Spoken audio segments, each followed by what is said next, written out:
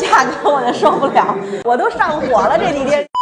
今天咱们来挑战砍价的这套房子，叫做何九路3号院。你们家小区太棒了，这还有篮球场呢。谁在北京要买房子，还要在小区里面带篮球场的，都不用去公园，下楼就能打球。这个比我现在最近天天在外面打的那个球的这个都要好。目前来说，在北京小区里面就能打篮球的房子真的非常少。这个出乎我的预料，你们俩谁主讲？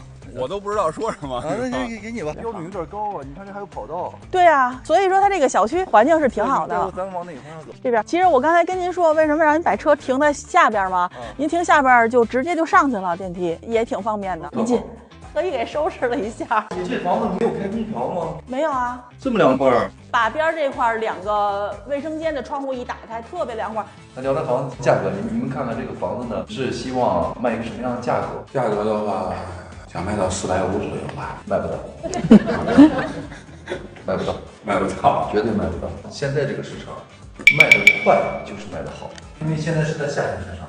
我给你举个比较简单的例子，上行市场的时候，客户都抢着买，你买了之后，房子就涨价了。现在是下行市场，业主都抢着卖，因为你卖了之后你就少亏钱。你这房子之前的时候，你可能能卖到500万以上，但是现在市场就是下行了，450也就到不了。不行，那我看看我再算430啊，也就这个已经很低了吧？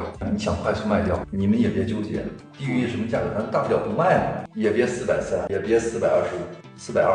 就到手的，但不是还得要刨去什么税什么的？别想那么多了，你要多想那么多的话，现在房子卖不出去。